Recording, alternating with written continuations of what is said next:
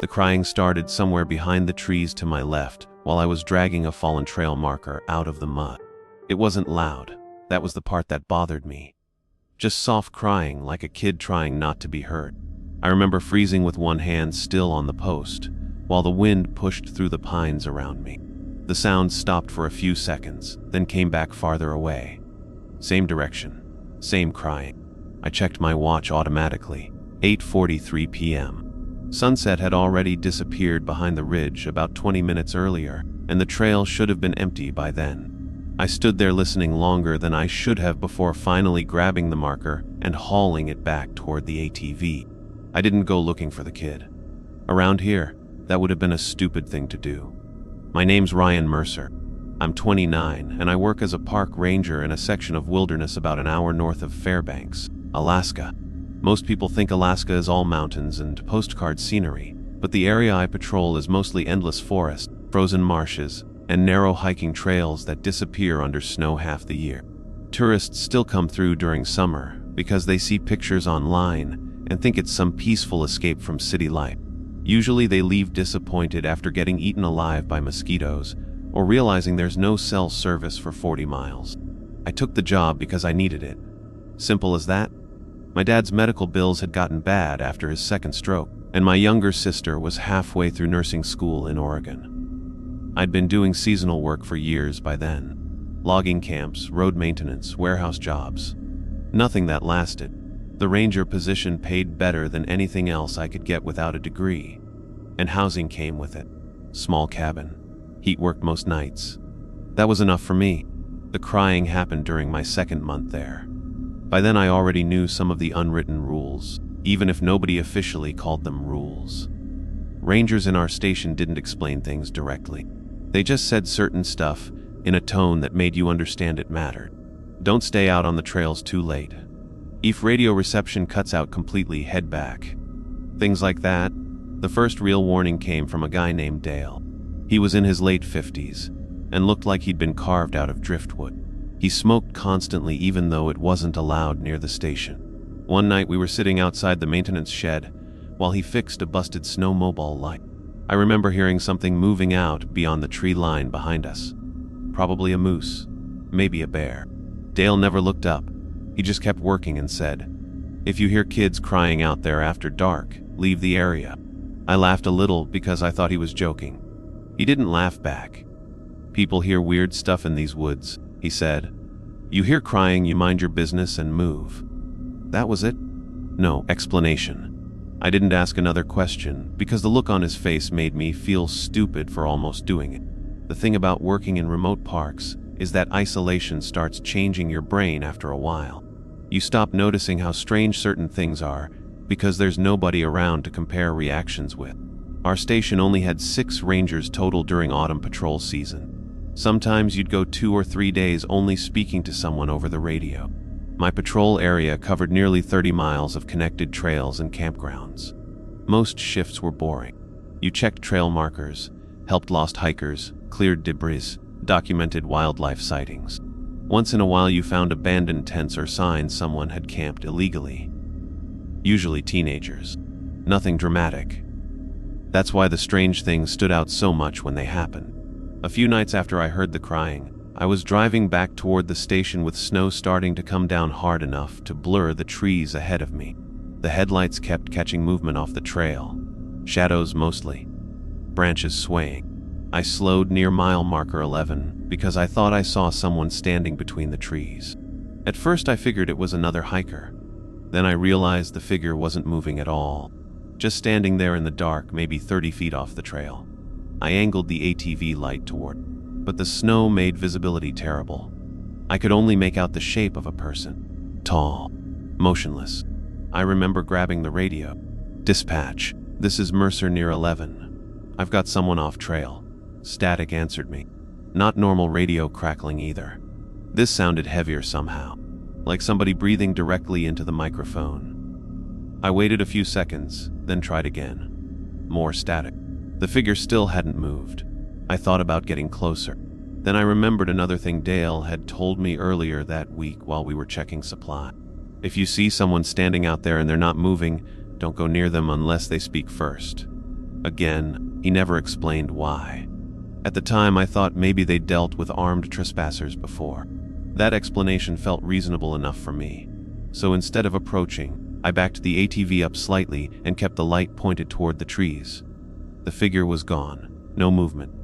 No sound. Just empty forest and falling snow. I drove back faster than I should have after that. At the station, Dale was sitting at the kitchen table drinking coffee from the same stained thermos he carried everywhere. He looked up when I walked in. "You saw somebody out there?"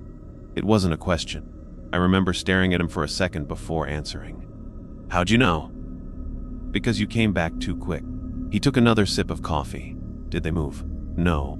"Good." I waited for him to explain. He didn't. That became the pattern after a while. Strange thing happens. Older rangers act like it's normal. Nobody gives details.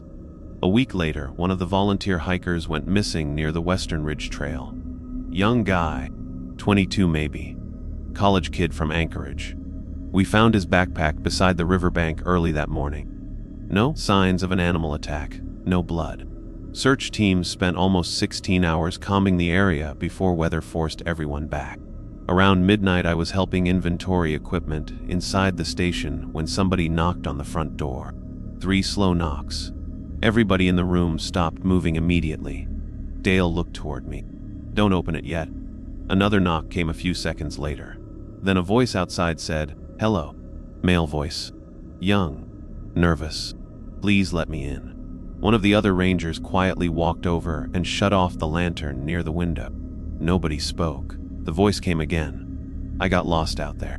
I moved toward the door automatically because I thought it might have been the missing hiker. Dale grabbed my arm hard enough to hurt. Not yet. The room stayed silent for maybe 30 seconds. Then the voice outside said something that made my stomach tighten. "Ryan." I remember every ranger in that room looking directly at me. "Ryan, open the door." I'd never heard that voice before in my life. Another knock followed. Slower this time. "Please." Dale finally stood up and chambered a round into the shotgun he kept behind the kitchen counter. He didn't point it at the door. He pointed it at the floor instead. "Nobody talks," he said quietly. The knocking stopped after that. We listened to footsteps circling slowly around the cabin for nearly 10 minutes before everything outside went quiet again. Completely quiet, no wind, no trees moving. Nothing. Dale looked toward the dark window over the sink and muttered something under his breath I couldn't hear. Then he said the thing that still bothers me every time I patrol those trails at night. "If the forest goes silent," he said, "you leave before something starts calling your name." The knocking came back the next night while I was halfway through cleaning mud off a set of tire chains in the maintenance shed. I almost didn't hear it at first because of the heater rattling behind me, but something about the rhythm caught my attention. 3 knocks. Slow, evenly spaced. I stopped working and listened. A few seconds later, it happened again somewhere outside the station. Not on the shed door this time. Closer to the main cabin. I remember setting the brush down and checking my watch automatically. 12:14 a.m. Snow had been falling most of the evening, thick enough that visibility beyond the floodlights looked like static on an old TV screen. The kind of snow that swallowed sound. I stepped outside and immediately noticed something wrong. The forest was completely silent. No wind moving through the trees. No creaking branches. Nothing. The silence hit harder after spending months out there, because you get used to constant background noise in the woods. Even during storms, something always moves. But that night felt sealed off somehow, like the station had been dropped into an empty room. I started toward the cabin and saw Dale standing near the porch with a flashlight hanging loose in one hand. He wasn't looking at me. He was staring toward the tree line behind the fuel shed. "You hear it?" I asked quietly. He nodded once without taking his eyes off the woods. Another knock echoed from somewhere behind the station. Same slow rhythm. I remember feeling this stupid urge to walk out there and figure out who was screwing with us. My brain kept trying to force a normal explanation onto everything. Hunters maybe. Drunk tourists. But deep down I already knew nobody sane would be wandering around that section of forest after midnight during a storm. Dale finally looked at me. "Did anybody radio in tonight?" "No." "Good." Then he handed me the flashlight. "Walk the perimeter with me." We moved around the station together, checking doors and equipment locks. Snow crunched under our boots, while the floodlights threw long shadows between the buildings. I noticed fresh tracks near the storage shed almost immediately. Bare footprints, human-shaped, leading out toward the woods. I crouched automatically to get a better look. The prints looked wrong somehow. Too deep at the heel. Too narrow. Like somebody had pressed carved wooden feet into the snow. "Don't follow them," Dale said before I could speak. I straightened up. "You really gonna act like this is normal?" "No," he answered. "Normal would scare me less." We kept walking. The station sat on a raised clearing surrounded by thick pine forest on all sides, and at night those trees looked endless. Black wall after black wall disappearing into snowfall. I hated patrols during storms because the lights reflected off the snow and made it impossible to judge distance properly. Things always looked farther away than they were, sometimes closer. We reached the back generator building when the crying started again. Soft, childlike, somewhere deep in the trees to our right. I felt every muscle in my shoulders tighten immediately. Dale stopped walking but didn't turn toward the sound. "Keep moving," he muttered. The crying grew louder for a few seconds before cutting off abruptly. Not fading away, just stopping, like somebody hit mute. We rounded the side of the generator shed, and I noticed movement near the old ranger tower uphill from the station. At first I thought it was just snow blowing sideways through the floodlights. Then the shape moved again. Someone was standing beside the tower stairs. Tall figure, motionless. I raised the flashlight instinctively. Dale grabbed my wrist hard enough to nearly yank it out of my hand. "Don't. There's somebody up there." "I know." He started pulling me back toward the cabin. I resisted for a second. What if it's the missing hiker? Dale finally looked directly at me then, and I swear I'd never seen fear on his face before that moment. Real fear, not panic. Something quieter. More exhausted. "That's exactly why we're leaving." Back inside the station, the other 2 night rangers were already shutting the blinds over the windows. Nobody asked questions. One of them, a woman named Erin, locked the front entrance and shoved a chair under the knob, even though the deadbolt already worked fine. I noticed she kept glancing toward the dark hallway leading to the bunk rooms. "You saw something?" I asked her. She ignored me at first. Then she quietly said, "I heard somebody walking outside my window 20 minutes ago. Could have been an animal." Animals don't whisper names. Nobody spoke after that. Dale sat at the kitchen table cleaning his shotgun, while the storm kept hammering the roof overhead. Every so often one of us would look toward the windows whenever the station creaked. The tension in the room felt stupid when I think back on it now. 4 grown adults sitting silently because of noises outside. But the longer I worked there, the harder it became to ignore how seriously everybody treated the rules. They weren't paranoid people. Rangers in Alaska deal with dangerous situations constantly. Bears, avalanche zones, armed trespassers sometimes. They knew how to stay calm. That's why their reactions bothered me more than the things happening outside. Around 1 in the morning, the radio on the counter crackled suddenly. All of us jumped a little. Static hissed through the speaker before a male voice came through, weak and distorted. "Hello." Dale slowly raised his head. The voice continued. "Can anybody hear me?"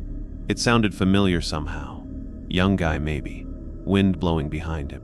Erin moved toward the radio first. Dale immediately stood up. "Don't answer." "What if somebody's actually out there?" She snapped back. The voice came through again. Louder this time. "Please." I'm freezing. I felt my stomach drop because I recognized the voice then. It belonged to the missing hiker. The college kid from Anchorage. I looked toward Dale. "That's him." "No," Dale said quietly. "It isn't." The radio crackled harder. "Ryan." The second I heard my name, every hair on my arms stood up. Nobody at the station had used the radio all night. There was no reason for whoever was out there to know my name. The voice kept talking. "Ryan, I know you can hear me." Static hissed between words. "Please let me inside." Erin stared at me across the room. "How the hell?" The radio suddenly let out a burst of feedback loud enough to hurt my ears. Then silence. Complete silence again. Dale walked over calmly and unplugged the unit from the wall. "Nobody uses the radios until morning." "That was the hiker," I argued. "We should at least check the trails." "And find what?" he asked. I didn't answer because honestly I didn't know anymore. That was the worst part. Little by little the job had started changing the way I thought. A month earlier I would have demanded we call state police or organize a search immediately. Instead I just sat there staring at the dead radio while part of me wondered what would happen if we opened the door. Around 2:30 the footsteps started circling the cabin again. Slow crunching sounds outside moving through the snow. One full lap around the station. Then another. None of us looked through the windows. I don't know how long it lasted, because eventually exhaustion started catching up to me. I remember sitting against the wall near the kitchen with my jacket still on while the heater rattled weakly behind us. At some point I must have drifted off for a few minutes because the next thing I remember is waking up to complete darkness. The lights were out. Heater silent. Generator dead. For a second nobody moved. Then somewhere upstairs a door slammed shut hard enough to shake dust from the ceiling. Erin cursed under her breath. Dale grabbed the flashlight from the table and clicked it on. Weak beam. Battery nearly dead. Another sound came from upstairs. Footsteps. Slow and heavy moving across the second-floor hallway. We all stared upward. The bunk rooms were empty up there. Nobody had slept upstairs since the roof started leaking last winter. The footsteps stopped directly overhead. Then came 3 knocks. Same slow rhythm as before. Knock, knock, knock. Dale raised the flashlight toward the ceiling. His face looked older suddenly. More tired than I'd ever seen him. Then something upstairs dragged slowly across the floor above us. Not footsteps this time. More like furniture being pulled. I remember Erin whispering. It got inside. Nobody corrected her. Nobody said she was wrong.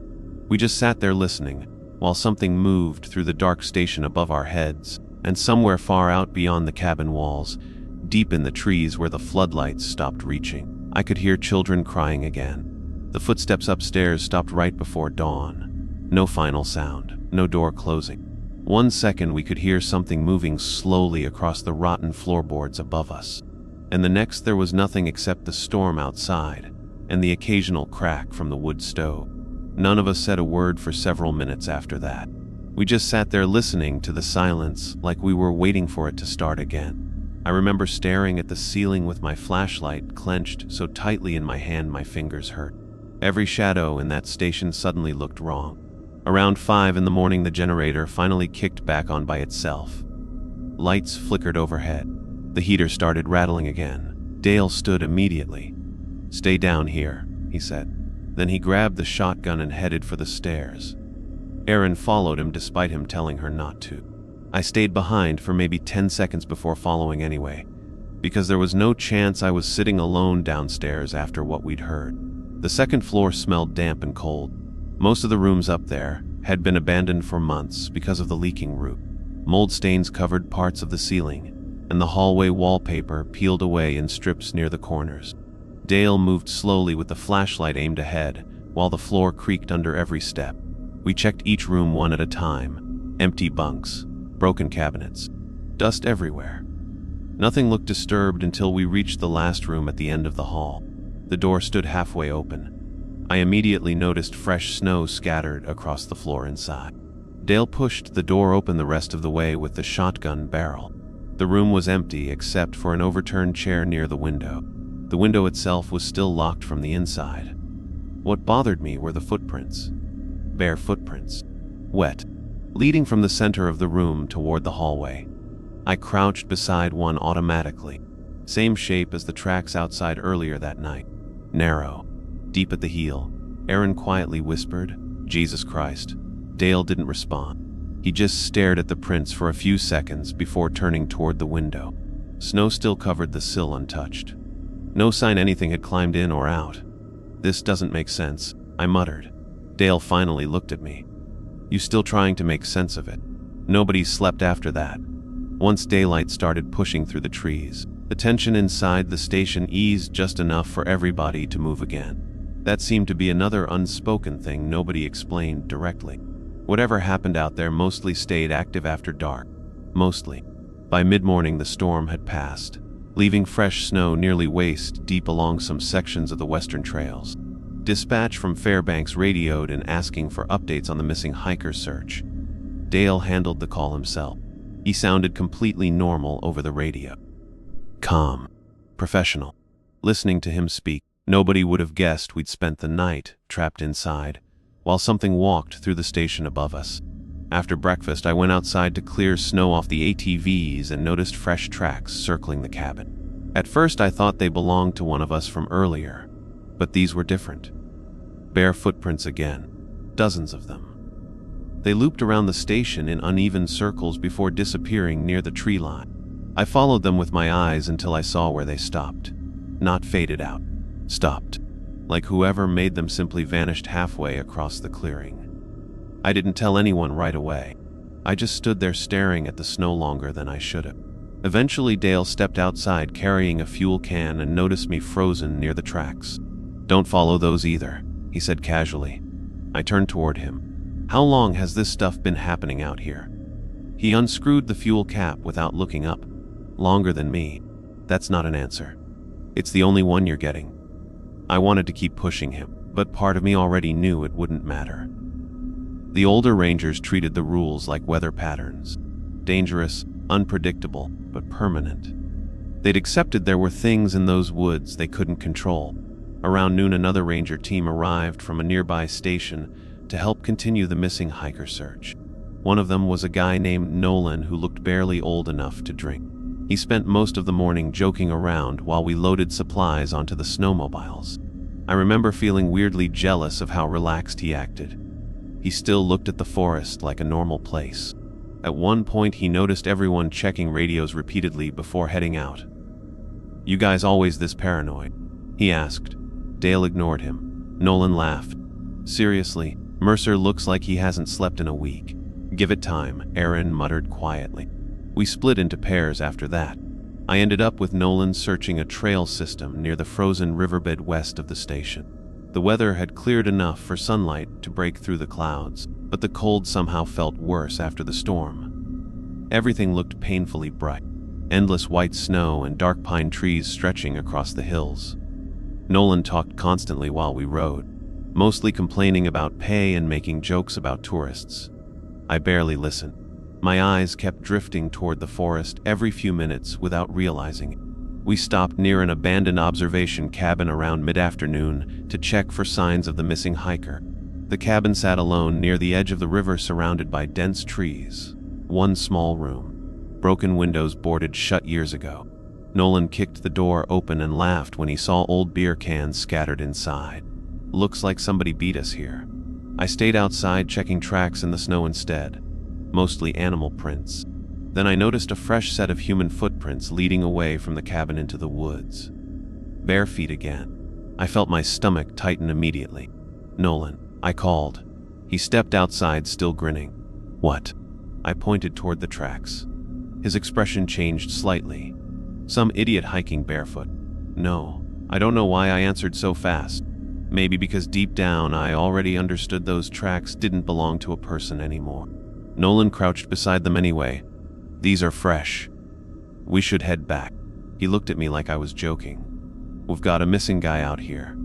I should have argued harder. Instead, I followed him into the trees. The tracks wound deeper through the forest between tightly packed pines, where sunlight barely reached the ground. Everything grew quieter the farther we walked. No birds, no wind, just boots crunching snow. Nolan kept checking the map while I scanned the woods around us constantly. After maybe 10 minutes, the footprints suddenly stopped near a cluster of trees beside the frozen river. Nolan frowned down at the snow. "What the hell? No return tracks. No sign of struggle. Nothing." I opened my mouth to tell him we needed to leave immediately when we heard the crying. Child crying somewhere across the riverbank ahead of us. Soft. Distant.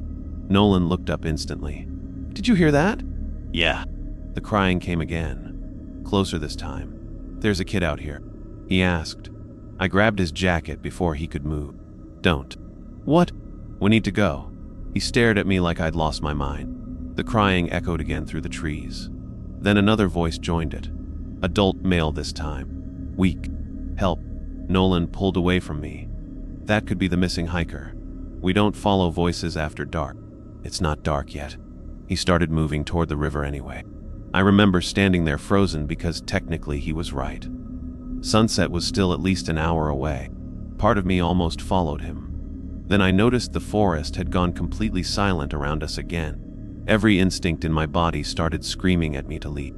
"Nolan," I said quietly. He kept walking, 20 feet ahead now. The crying suddenly stopped. Complete silence rushed in behind it. Nolan finally slowed near the riverbank and turned halfway back toward me. "You hear the..." Something moved between the trees behind him. Fast. Too fast. I only caught pieces of it. Pale shape. Long arms. Human size, maybe taller. Nolan spun around at the same moment I shouted his name. Then the trees exploded with movement. Snow kicked upward violently as something grabbed him from behind and dragged him sideways into the forest, so fast it barely looked real. Nolan screamed once, loud enough to echo through the trees. Then nothing. Just silence again. I stood there frozen for maybe 2 seconds before turning and running blindly back toward the trail. I didn't look behind me once. Somewhere deep in the woods to my left, I could hear footsteps pacing me through the trees the entire way back. I don't remember much about the run back to the trailhead, except the sound of something moving beside me through the tree. Every time my boots slammed into the snow, I heard another set of footsteps matching the rhythm somewhere out in the forest to my left. Not behind me. Beside me. Like whatever had taken Nolan was pacing me deliberately. I kept expecting to feel hands grab the back of my jacket or something crash into me from the side, but it never happened. The woods stayed completely silent apart from the footsteps and my breathing. That silence felt worse than the screaming. By the time I reached the snowmobile, my chest hurt bad enough I nearly threw up inside my scar. I climbed onto the machine so fast I almost rolled it sideways trying to start the engine. My gloves were shaking too hard to get a proper grip. The engine sputtered twice before finally roaring alive. I remember looking back toward the trees one last time before taking off. There was someone standing between the pines near the riverbank. Too far away to make out clearly, but I could tell they were facing me, motionless, watching. I drove back toward the station harder than I should have, barely slowing on the ice turns. Snow sprayed behind the machine while branches whipped past close enough to scrape my jacket sleeves. Halfway back, the radio clipped to my chest crackled suddenly. "Ryan." I almost lost control of the snowmobile when I heard Nolan's voice come through the static. "Ryan, stop." My hand moved toward the radio automatically before I caught myself. The transmission crackled again. "Please." His voice sounded wrong somehow. Too calm, no panic. Breathing. Just flat. "Help me." I ripped the radio off my vest and threw it into the snow without even thinking. I didn't stop driving. When the station finally came into view through the trees, I felt relief so strong it almost made my knees weak. Dale and Aaron were already outside near the garage when I pulled in. Both of them looked toward the empty second snowmobile immediately. I climbed off mine and nearly fell trying to walk. Dale grabbed my shoulder before I hit the ground. "What happened?" I couldn't answer right away because my lungs still felt frozen. Aaron kept looking past me toward the tree line like she expected Nolan to appear behind the snowmobile at any second. "Something took him," I finally said. Neither of them looked surprised enough. That bothered me more than anything else. Dale just nodded once slowly. "Where?" "Near the river trail." "Did you hear it before it happened?" I stared at him. "Hear what?" "The crying." I didn't answer immediately, and he already knew. Aaron cursed quietly under her breath and walked back toward the cabin. Dale kept his hand on my shoulder a second longer before speaking again. "Did you look behind you while you ran?" "Good." He finally let go. "Get inside before dark." I checked my watch automatically, 4:51 p.m. Sunset still sat almost an hour away, but the sky already looked dim through the clouds. I remember realizing then that Dale hadn't asked whether Nolan was alive. Inside the station, the atmosphere felt heavier than usual. Nobody said much while I peeled off my frozen gloves near the heater. Erin made coffee mostly just to give herself something to do. Dale radioed dispatch and reported Nolan missing in the calmest voice imaginable. Listening to him talk made the situation sound almost routine. "Missing Ranger. Last seen near Western Trails. Search postponed until morning due to weather conditions." He never mentioned the screaming. Never mentioned the thing in the trees. By then I understood why. Nobody outside Alaska would have believed him anyway. Around 6 that evening, snow started falling again. Thick, heavy flakes tapping softly against the windows, while darkness settled over the station. I sat near the kitchen table staring at the untouched coffee in front of me. Every few minutes I caught myself listening for footsteps outside. Dale eventually sat across from me, cleaning mud off a hunting knife with an old rag. "You saw part of it, didn't you?" he asked quietly. I hesitated. "I don't know what I saw." "That's probably better. What the hell are those things?" Dale kept wiping the knife for several seconds before answering. "Nobody knows." "That's not true. You think we'd still be working here if we understood them?" I hated how reasonable that sounded. He finally leaned back in his chair and sighed. "The first reports go back at least 40 years. Maybe longer. Rangers disappear sometimes. Tourists too. People hear things. See things. And nobody shuts the park down." Dale almost smiled at that. "You think the government shuts down forests every time people vanish in Alaska?" I didn't answer because honestly he had a point. Missing people barely made local news up there unless bodies turned up. Harsh terrain explained away almost everything. Avalanches, exposure, wildlife attacks. Easy answers, easier than the truth. Another knock hit the station door suddenly. 3 slow knocks. Every conversation stopped immediately. Erin looked toward the entrance with her jaw tightening. Dale quietly stood and reached for the shotgun beside the wall again. Nobody moved closer to the door this time. We'd all learned too much already. "Hello." A voice called from outside, male voice. Weak. Familiar. My stomach dropped instantly. "Nolan. Please let me in," Erin whispered. "No." Another knock came. "It's freezing out here." I stared toward the dark outline of the front door, while every instinct in my body screamed at me not to move. Nolan's voice sounded almost normal. Almost. But there was something missing underneath it. Fear, maybe. Real emotion. "Ryan," he called again. "Open the door." Dale slowly shook his head at me before I could react. That isn't Nolan anymore. The voice outside laughed softly after hearing that, not loud. Just enough for us to hear it through the wood. Then came another sound. More footsteps circling slowly around the station outside. Not one set this time. Multiple. Snow crunching softly beyond the walls. Erin turned pale immediately. "There's more than one." Dale shut off the lantern nearest the window. Nobody looks outside. The footsteps kept moving around the cabin while Nolan's voice drifted between the sounds. Sometimes near the front porch. Sometimes farther away near the garage. "I know you're in there. Knock. Knock. Knock. Please." I noticed something then that made my skin crawl. The voice wasn't speaking naturally. It repeated certain words with the exact same tone every time, like a recording replaying itself. Erin noticed too because she quietly whispered, "It's learning." The radio on the kitchen counter crackled alive suddenly, even though Dale had unplugged it earlier. Static filled the room. Then several voices started talking at once through the speaker. Men, women, children, overlapping each other too fast to understand. I heard my own name somewhere inside the noise. Dale crossed the room fast and smashed the radio against the wall hard enough to break it apart. Silence rushed back instantly afterward. Then came the whistle. Soft whistling outside near the rear windows. Slow, uneven tune drifting through the storm. I saw Erin close her eyes immediately. "Don't react to it," she whispered. The whistling moved along the outside wall toward the kitchen. Closer.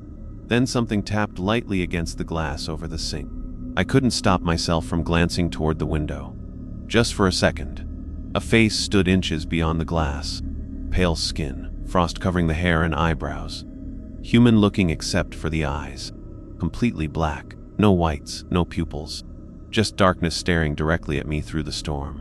I jerked backward so fast my chair slammed into the floor. The thing outside smiled slowly. Not wide, not exaggerated. Just enough to show teeth. Dale grabbed my arm hard. "Don't keep looking at it." I tore my eyes away immediately. My heartbeat felt violent in my chest. Outside, the whistling stopped. A few seconds later we heard footsteps crunching away from the station into the trees again. The rest of the night passed without sleep. Nobody even tried. We stayed together in the main room listening to noises outside while the storm buried the station deeper under snow. Around 3 in the morning, the sounds finally stopped altogether. No footsteps, no voices, nothing, just wind. Dale eventually stood near dawn and pulled the curtain back slightly to check outside. His face darkened immediately. "What?" I asked. He didn't answer right away. Then he quietly said, "They were here all night." I moved beside him and looked through the gap in the curtain. The snow around the station was covered in footprints. Dozens of them. Bare human footprints circling the cabin in endless, overlapping patterns. Some stopped directly outside the windows. Others led right up to the front porch. One set ended beneath the kitchen window, where I'd seen the smiling face staring in at me. What bothered me most was the size differences. Some prints looked adult, others looked much smaller, child-sized, and all of them led back toward the forest together. Nobody talked much after sunrise. The station felt smaller after the night before, like the walls themselves had started shrinking inward. I spent most of the morning helping clear snow off the roofs and refueling generators because keeping busy stopped my brain from replaying what I'd seen outside the kitchen window. Every now and then I'd catch myself glancing toward the tree line automatically. It became impossible not to. The forest looked different once you understood something might be watching from inside it. Around 10, state troopers finally arrived from Fairbanks to investigate Nolan's disappearance. 2 of them, older guys. Both looked exhausted before they even stepped out of the truck. Dale met them outside while Aaron and I stayed inside near the radios, pretending to organize paperwork. Through the front windows I could see Dale talking quietly with them beside the vehicles. One of the troopers glanced toward the woods several times during the conversation. That stuck with me. He looked nervous. Not skeptical, nervous. About 20 minutes later, they all came inside. The taller trooper introduced himself as Sergeant Weber, mid-40s maybe. Heavy beard going gray around the edges. He removed his gloves slowly while looking around the station like he expected somebody else to be there. "You're Mercer?" he asked me. I nodded. "You were with Nolan last?" "Yeah." He studied my face for a second before speaking again. "Tell me exactly what happened." I gave him the cleaned-up version first. Strange sounds near the river. Poor visibility. Nolan separated from me. Something moved in the woods. I avoided mentioning the crying or the thing that dragged him away because saying it out loud still sounded insane even after everything else. Weber listened quietly the entire time. When I finished, he looked toward Dale. "You tell him about the rules yet?" The room went completely silent. I remember blinking, because hearing an outsider mention the rules felt wrong somehow. Dale didn't answer immediately. Weber sighed and rubbed his eyes. "You should have done that sooner." "Didn't seem necessary at first," Dale replied calmly. "It's necessary now." Aaron looked toward the trooper sharply. "You've dealt with this before." Weber stared at her for several seconds before answering. "I grew up around here." That was all he said. Explanation after it. The second trooper stayed mostly quiet while Weber spread maps across the kitchen table. They planned another search despite the weather because Nolan was still technically considered missing, not dead. Weber insisted on keeping the teams larger this time. Nobody argued with him. Around noon I stepped outside alone to smoke even though I'd quit almost 3 years earlier. Alaska had a way of bringing old habits back. The air felt painfully cold in my lungs while I stood near the fuel shed watching snow drift through the trees. I remember noticing movement uphill near the ranger tower again. At first I thought it was another trooper walking patrol. Then I realized the figure was too tall. It stood motionless beside the tower stairs wearing what looked like a ranger jacket. I squinted harder trying to make out details through the snowfall. The figure slowly lifted one arm and pointed toward the woods behind the tower. Then it stepped backward out of sight. I didn't tell anyone. I don't know why. Maybe because part of me already understood nobody could really help anymore. The search teams left around 1 in the afternoon. Weber paired me with Aaron this time, while he stayed closer to the station with Dale and the others. Before we headed out, he pulled me aside near the garage. "If you hear somebody calling for help," he said quietly, "you ignore it." I stared at him. "You actually believe this stuff?" Weber's expression didn't change. "I believe people disappear out here every winter." Then he handed me an extra radio battery. "And if the woods go quiet, you leave immediately." The trails looked different after Nolan vanished. Every shadow between the trees felt heavier somehow. Erin barely spoke while we checked campsites along the southern ridge. She moved faster than usual too, like she wanted daylight patrol finished as quickly as possible. Around mid-afternoon we stopped near an old Firewatch cabin to warm up for a few minutes. The place had been abandoned for years after storm damage collapsed half the roof. Most rangers avoided it because the structure wasn't safe anymore. Erin stayed near the doorway while I checked the back room for supplies left behind. Dust covered almost everything inside except the floor near one of the broken windows. Fresh footprints crossed through the dust. Bare feet again. I froze immediately. The tracks led toward the far corner of the room, where somebody had written words into the wall with black marker years earlier. STY OLF TFTRILs FTR dark. The handwriting looked rushed and uneven, like whoever wrote it had been panicking. Orin, I called quietly. No answer. I stepped back into the main room and saw she was staring outside through the doorway, completely motionless. What? I asked. She raised one shaking finger toward the trees. About 50 yards away, someone stood between the pines watching the cabin. Ranger jacket, dark winter hat. At first my brain actually thought it was Nolan. Then the figure tilted its head too far sideways. Not natural. Just enough to make something deep in my stomach turn cold. Don't stare at it, Erin whispered. Neither of us moved. The figure stayed perfectly still for several seconds longer before slowly stepping behind one of the trees. It never came back out the other side. Erin grabbed my arm immediately. We're leaving. We moved fast after that. Neither of us said much while heading back toward the main trail. The silence around us kept growing heavier the deeper we moved into the woods. Eventually I realized we hadn't heard a single animal all afternoon. No birds. No branches moving. Nothing. You noticed that? I asked quietly. Erin nodded without looking at me. Keep walking. Then the radio on her vest crackled alive. Static hissed through the speaker before a voice came through weakly. Unit 2 respond. Erin grabbed the radio immediately. Go ahead. More static. Then, need assistance near marker 14. Male voice. Weber maybe. Hard to tell through the interference. Erin frowned. Repeat that. Need assistance. Louder this time. We found Nolan. She looked toward me instantly. Where? The radio crackled again. Off trail. Then silence. Erin already started moving before I could say anything. We left the main path and pushed through deeper snow toward marker 14, following the signal. Something felt wrong immediately. The woods ahead looked darker somehow despite it still being daytime. I checked my watch. 3:48 p.m. Sunset shouldn't have been close yet, but the light filtering through the trees had turned gray and dim. Erin kept trying the radio while we walked. No response came back. After maybe 10 minutes, we reached a clearing near a frozen creek. Nobody there. Snowmobiles. No search team. Just empty woods. Erin slowly lowered the radio. This isn't right. Then we heard somebody whistling. Soft, uneven tune drifting through the trees behind us. My entire body locked up instantly. Erin went pale. The whistling moved slowly around the clearing, circling us somewhere beyond the tree line. Don't react, she whispered. The tune stopped abruptly. Then came another sound. Footsteps crunching through snow. More than one set.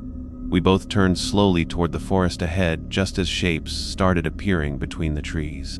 People, standing motionless in the woods. One near the creek. Another farther back beside the pines. Then another. None of them moved. I counted at least 6 before I stopped trying. Some wore torn winter jackets. One looked small enough to be a child. Their faces stayed hidden behind snowfall and shadows, but every single one of them faced directly toward us. Erin grabbed my sleeve hard. Back up slowly. We started retreating toward the trail without taking our eyes off the trees. None of the figures followed. They just stood there silently watching us. Then one of them spoke using Nolan's voice. You left me. Another voice answered from deeper in the woods. Female this time. Please help. More figures started appearing between the trees around the clearing. Too many now, standing shoulder to shoulder in the snowfall. Motionless. Watching. Erin suddenly whispered, "Run." We bolted back toward the trail immediately. The second we started moving, the voices erupted behind us all at once. Men, women, children screaming for help from every direction through the trees. I heard my own name somewhere inside the noise again. Something crashed through the woods behind us, matching our speed, while branches snapped violently in the darkness between the pines. I nearly slipped twice trying to keep up with Aaron through the snow. We finally burst back onto the main trail, gasping for air. The sounds behind us stopped instantly. Complete silence again. Aaron bent over trying to breathe while staring back toward the forest. "They're getting closer," she muttered. "Every year they get closer." I looked down the trail toward the distant station, barely visible through the trees, and realized something that scared me more than the things in the woods. Nobody at the station acted surprised by any of this anymore. Not Dale. Not Weber. Not Aaron. Whatever lived out there had been happening for a very long time, and somehow people had learned to survive by pretending it was normal. The storm rolled in again just after sunset. I remember watching it move through the trees from the station porch while Weber smoked beside the railing in complete silence. Snow drifted sideways under the floodlights, thick enough to blur the forest into shifting white shapes. Somewhere out there, hidden behind all that darkness and snow, something had learned Nolan's voice. Something had learned mine too.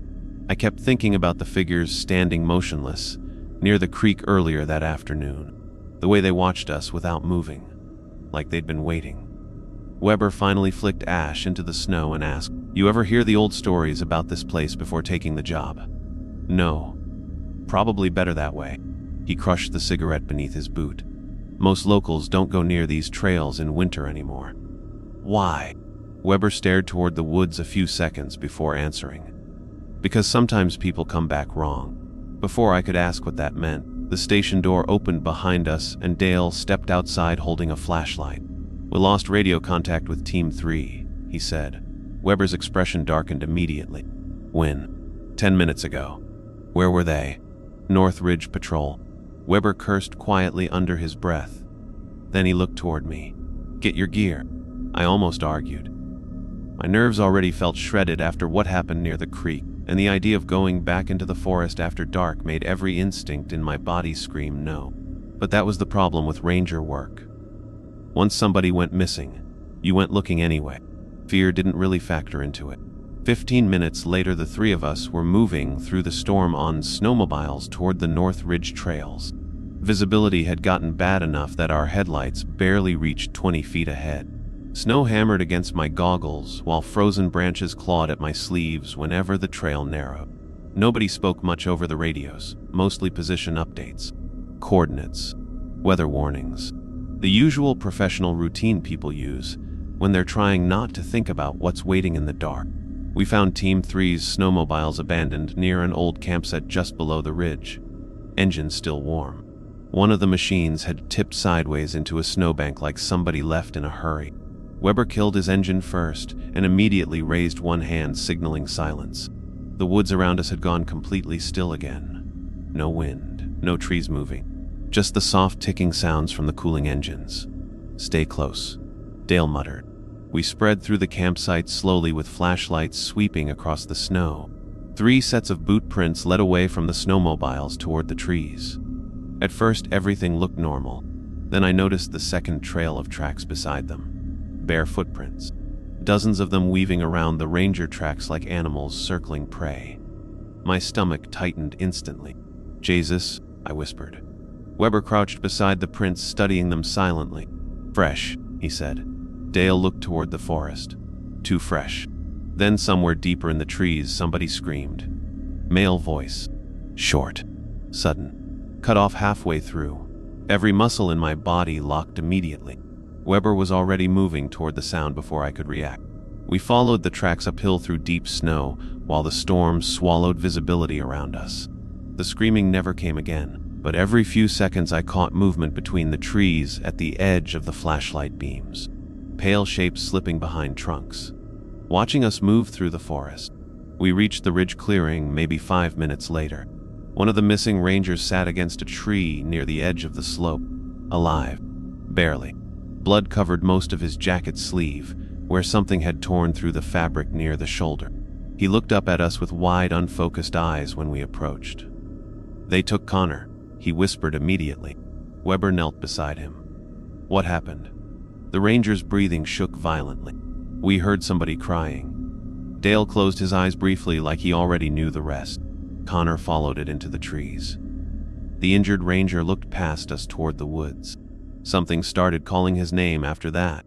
I noticed then that he kept clutching a silver compass in one trembling hand. The needle spun wildly in endless circles.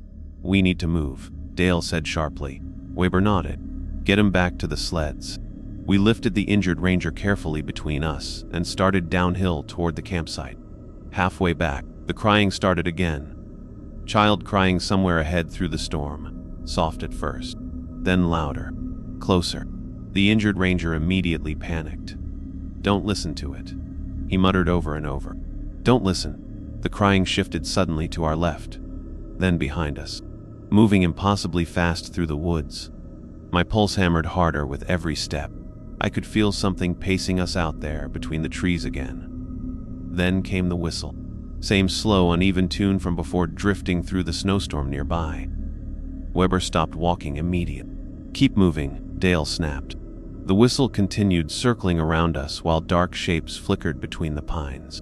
I saw one clearly this time for half a second under the flashlight beam. Human-sized but wrong somehow.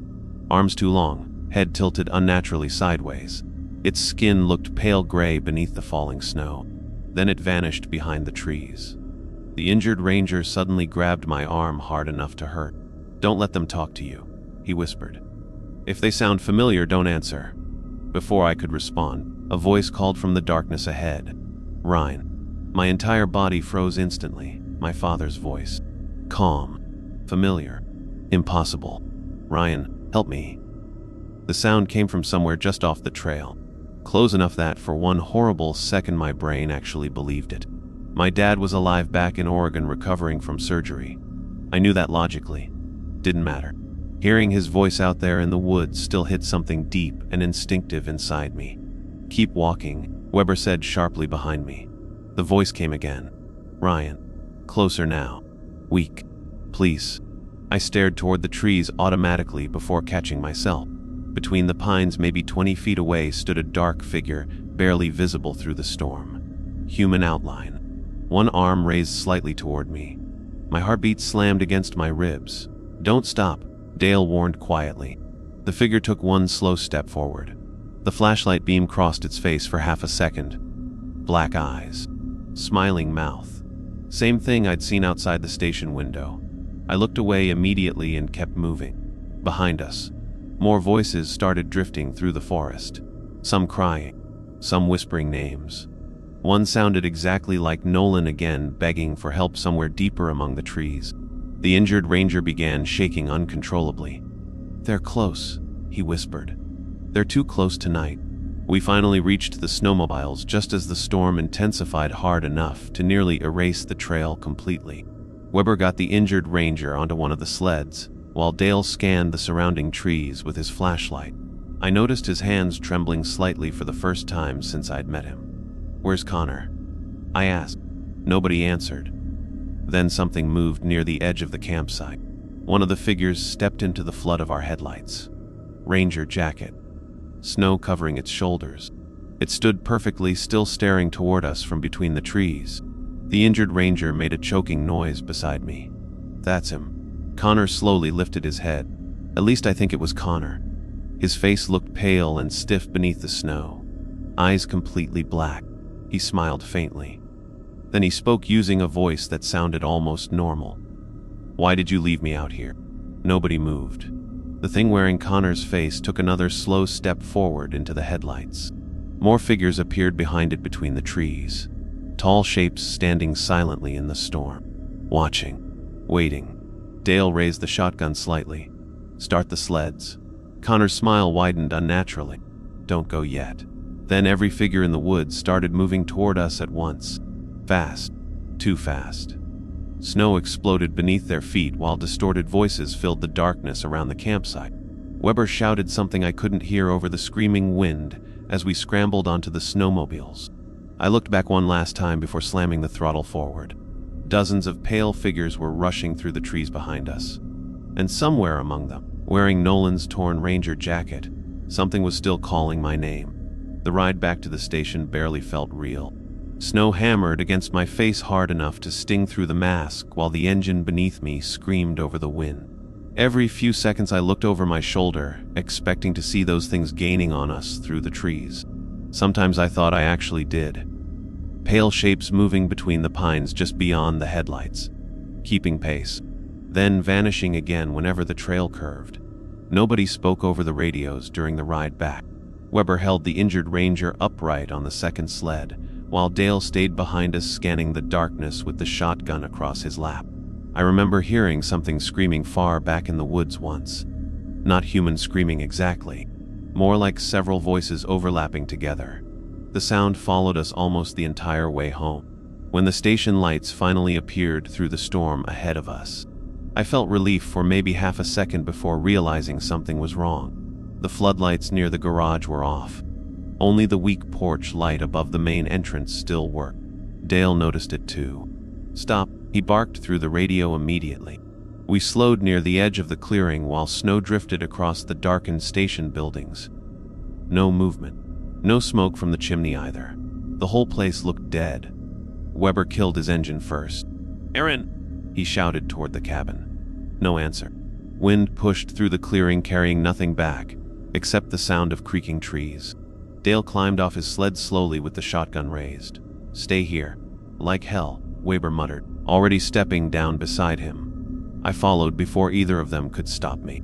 The snow around the station reached almost knee-deep now. Fresh footprints covered the clearing.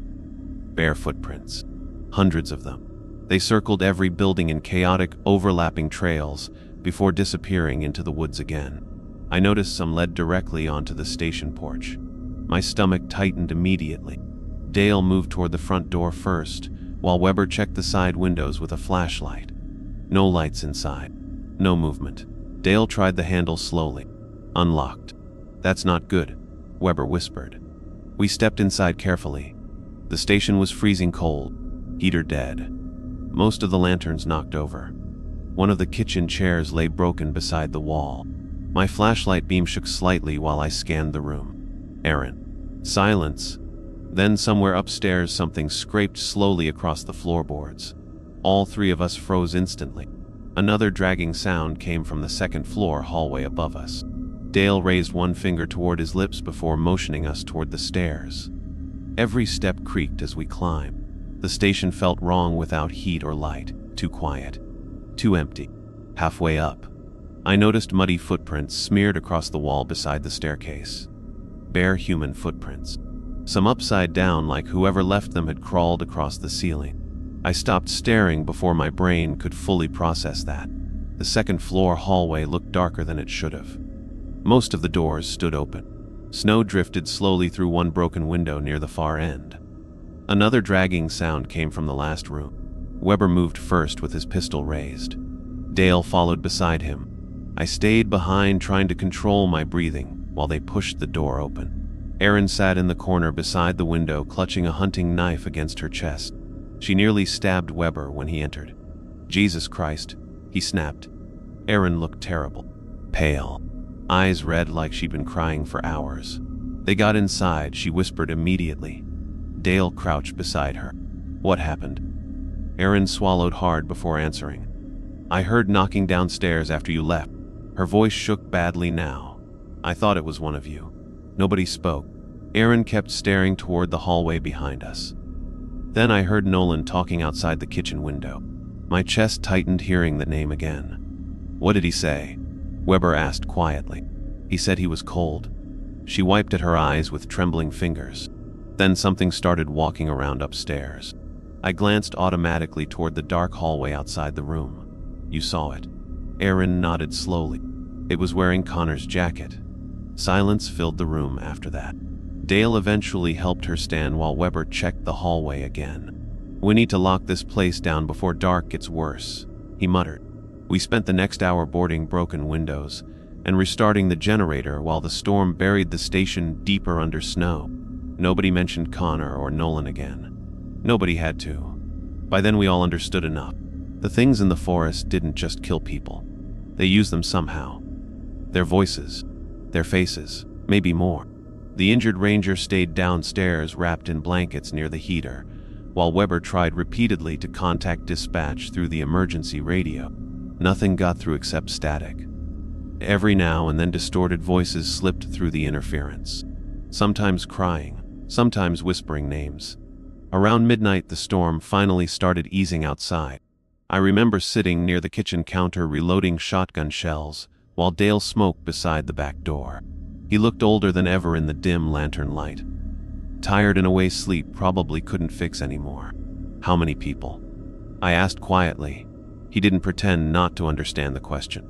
Over the years. I nodded. Dale stared toward the dark window over the sink for several seconds.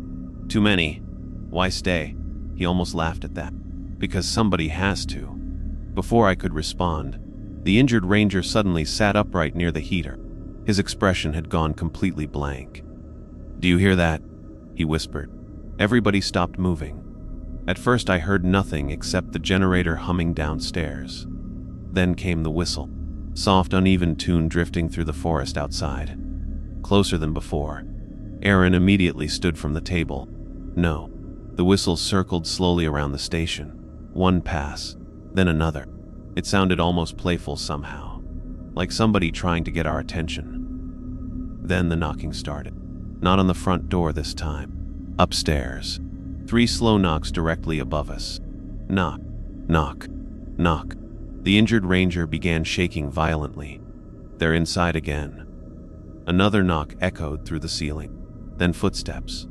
Heavy footsteps moving across the second-floor hallway overhead. Dale grabbed the shotgun immediately. Weber killed the lantern nearest the windows. Darkness swallowed half the room instantly. The footsteps continued slowly above us. Back and forth. Back and forth. Then they stopped directly over the kitchen. Silence stretched across the station for several long seconds. Then something spoke from upstairs using Aaron's voice. "Help me."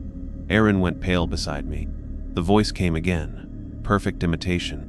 "Please." Weber whispered. "Don't answer it." A second voice joined the first. Nolan's voice this time. "Ryan." Another set of footsteps started moving overhead now. Then another. More dragging sounds crossed the ceiling while the station walls creaked softly around us. The injured ranger suddenly looked toward the stairwell with wide, terrified eyes. "They're coming down," right as he said it. The first slow footstep sounded on the stairs above us. Creak. Then another. Something was descending toward the first floor, one careful step at a time. Dale raised the shotgun toward the darkness. Nobody breathed. The footsteps kept coming lower. Slow. Deliberate. Then they stopped halfway down the staircase, where the shadows blocked everything from view. Complete silence followed. I stared into the darkness so hard my eyes started watering. Then a face slowly leaned sideways into view from between the stair rails. Connor, or what used to be Connor. His skin looked pale gray beneath the dim emergency lights. Black eyes reflecting faintly in the dark. Snow still clung to parts of his ranger jacket. He smiled slightly after seeing us watching him. Then more faces appeared behind him higher up the staircase. One small enough to belong to a child. Another wearing Nolan's torn winter hat. All of them staring silently down at us from the darkness above. Connor's mouth opened slowly. When he spoke, every voice upstairs spoke with him at the same time. "You shouldn't have come back tonight." Nobody moved for what felt like an entire minute. Connor stood halfway down the staircase smiling at us with that dead, gray face, while the others remained motionless behind him in the darkness above. I could hear the generator humming somewhere beneath the floorboards, and the soft rattle of snow against the windows outside, but nothing else. The station itself almost seemed frozen. Dale kept the shotgun aimed upward without blinking. Weber slowly raised his pistol beside him. Erin stood near the kitchen counter clutching the hunting knife, so hard her knuckles had turned white. The injured ranger near the heater had started quietly crying under his breath. Connor took another slow step downward. The wood creaked beneath his boots. "You shouldn't point weapons at us," he said calmly, though several voices layered beneath his words again. Men, women, children speaking in perfect sync. We came back. Dale pulled the trigger before anybody else could react. The shotgun blast exploded through the station so loud my ears rang instantly. Connor's body jerked backward violently against the staircase railing. For one split second, I thought the shot had worked. Then Connor slowly lifted his head again. Blood spread across the front of his ranger jacket where the pellets tore through him. But underneath the shredded fabric, I could see pale gray skin knitting itself back together unnaturally fast. His smile widened slightly. That was rude. Every light in the station went out at once. Complete darkness swallowed the room. Aaron screamed somewhere beside me. Then chaos exploded across the first floor. Footsteps thundered down the staircase while furniture crashed against walls. I heard Weber firing blindly into the dark, followed by several voices shrieking together upstairs. Something slammed into the kitchen table hard enough to splinter wood. I stumbled backward until my shoulder hit the counter. The darkness felt total. Even the windows had vanished. Then the emergency lantern near the hallway flickered weakly back on. Just enough light to see shapes moving through the station. Connor stood near the bottom of the stairs now, twisted halfway sideways like broken bones meant nothing to him. One of the smaller figures darted across the hallway ceiling impossibly fast before disappearing into the dark upstairs again. Weber grabbed the injured ranger by the jacket and dragged him toward the back room. Dale fired the shotgun again. This time Connor vanished before the blast hit him. 1 second he stood beside the stairs. The next he was suddenly near the kitchen doorway, smiling directly at me. Too fast, way too fast. I froze for half a second, staring into those black eyes before Dale shoved me sideways hard enough to knock me into the wall. Connor lunged where I'd been standing a split second earlier. His movements didn't even look human anymore. Arms too long. Joints bending wrong beneath the torn ranger uniform. Dale pumped another shell into the shotgun and fired directly into Connor's chest at point-blank range. The thing shrieked then. Not in pain exactly. More like anger. The sound carried several voices layered together so loudly the windows shook. Upstairs, more footsteps started racing across the ceiling. Aaron suddenly shouted from the back hallway. "They're behind us!" I turned just in time to see another figure crawling out from the darkness near the bunk rooms. Smaller than Connor, child-sized. Its limbs moved like a spider's while it dragged itself along the floorboards toward us. Black eyes reflecting the lantern light. Weber fired twice into it instinctively. The bullets punched holes through its shoulder and neck, but the thing barely reacted. It just kept crawling forward, smiling wider and wider. "Get outside!" Weber yelled. Dale grabbed my arm again and shoved me toward the rear exit while the station erupted behind us with more screaming voices. Something crashed through the upstairs railing. I caught a glimpse of pale bodies dropping from the second-floor ceiling first onto the staircase walls. The child-sized thing lunged at Erin near the hallway. She drove the hunting knife into its face repeatedly while sobbing. Black liquid sprayed across the walls instead of blood. The thing kept laughing with Nolan's voice the entire time. Dale finally kicked the back door open and freezing wind exploded into the station, carrying snow everywhere. Weber dragged the injured ranger outside first while Aaron stumbled after him, covered in dark fluid and shaking uncontrollably. I turned back once before leaving and saw at least 6 figures standing motionless inside the station, watching us from the darkness. Connor stood among them near the staircase, smiling. We ran for the garage through waist-deep snow, while screams echoed behind us inside the station. I could hear movement all around the clearing now. Footsteps circling through the storm beyond the floodlights, pale shapes weaving between the trees. The garage sat about 40 yards from the main building, but the distance felt endless in the snow. Weber reached the door first and forced it open while Dale kept the shotgun aimed toward the forest behind us. We piled inside and slammed the metal door shut just as something hit the outside wall hard enough to shake the entire structure. Aaron nearly collapsed against a stack of fuel cans, gasping for breath. The injured ranger had gone completely catatonic now, just staring blankly at the floor, whispering to himself. Weber jammed a steel pipe through the garage door handles while Dale checked the windows. "How long will that hold?" I asked. Nobody answered. The garage smelled like gasoline, oil, and cold metal. Snowmobiles lined one side of the building while old maintenance tools hung from the wall. There was no real heat except a small emergency furnace near the back office. Dale switched it on immediately. The weak orange glow barely warmed anything. Another impact slammed against the garage wall outside. Then another. Something was circling us again. Erin sat against the workbench shaking violently while wiping black liquid off her jacket sleeve. It talked like Nolan, she whispered. It sounded exactly like him. Weber crouched near one of the windows, trying to peer through the snow-covered glass. "They're hurting us," he muttered. "What?" I asked. Weber looked toward the station across the clearing, barely visible through the storm.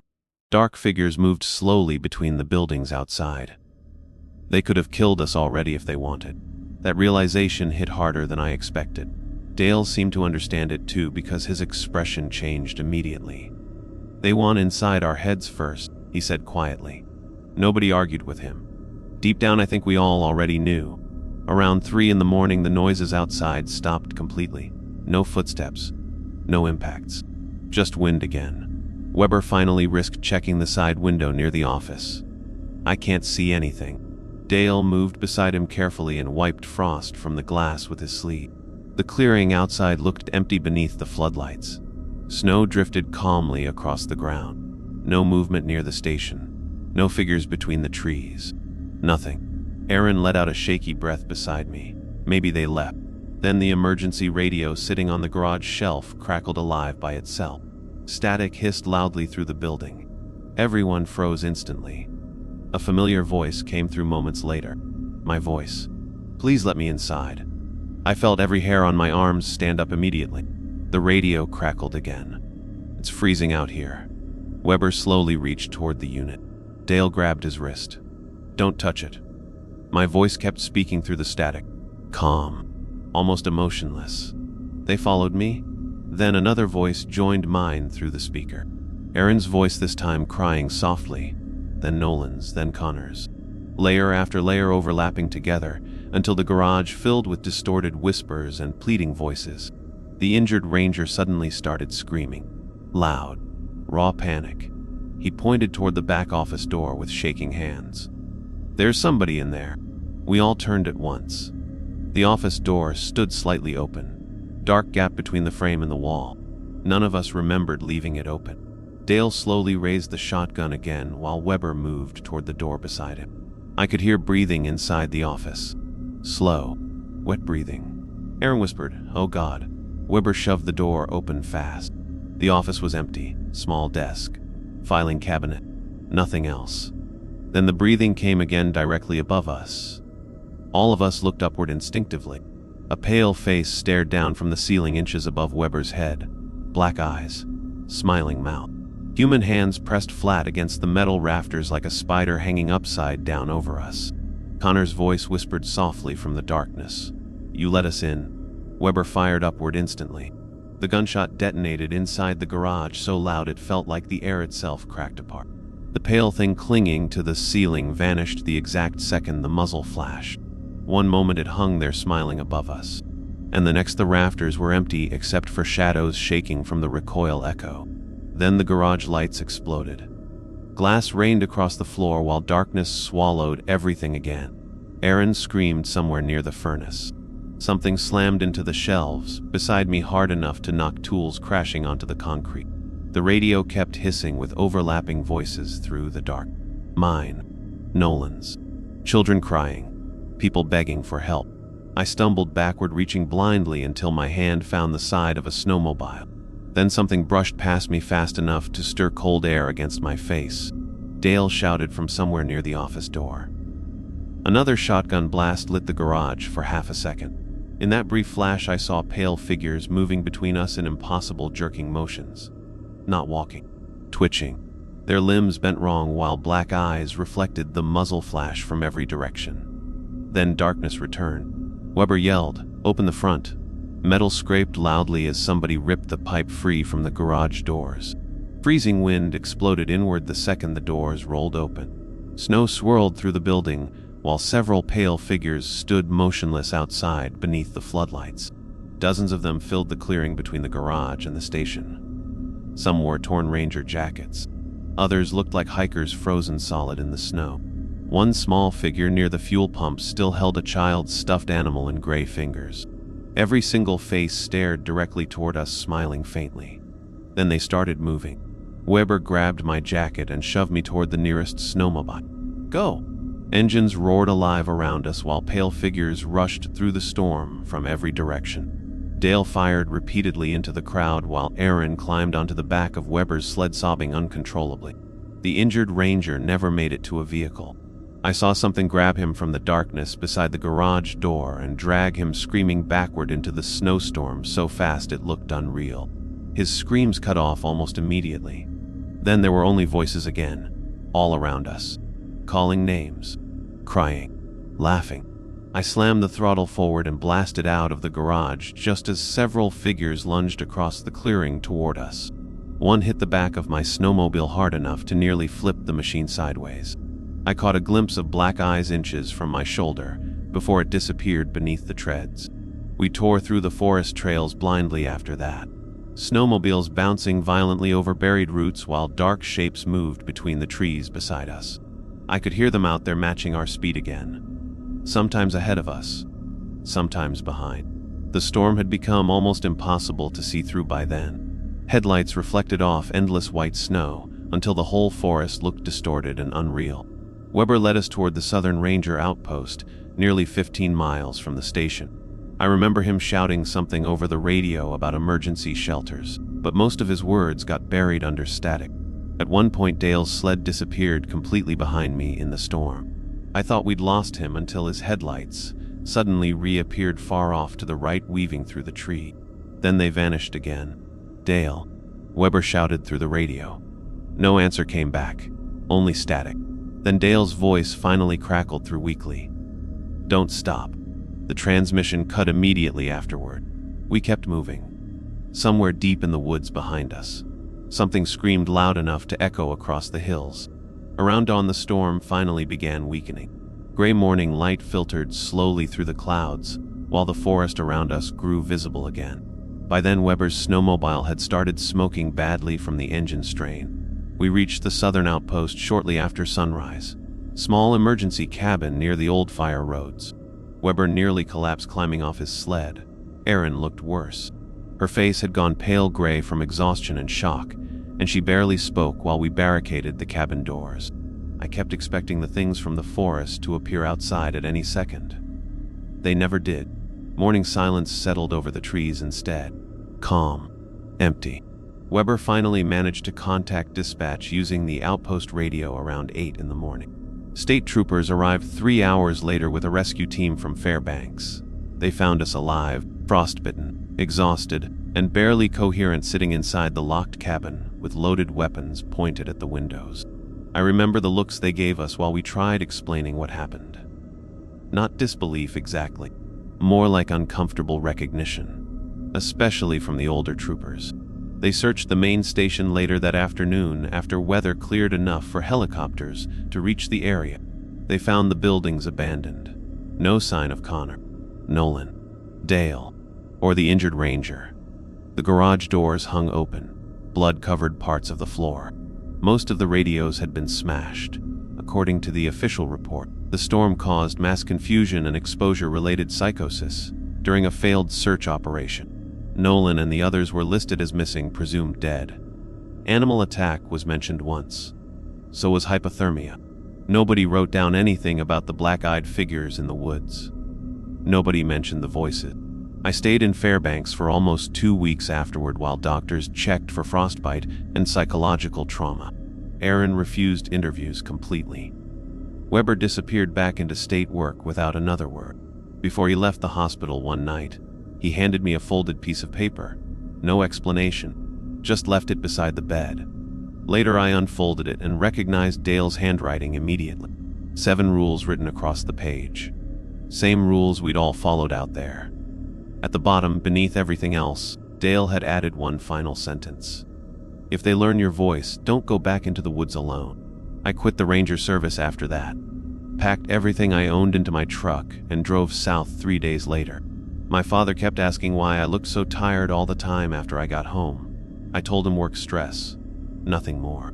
Sometimes I almost convinced myself that was true. For a while things felt normal again.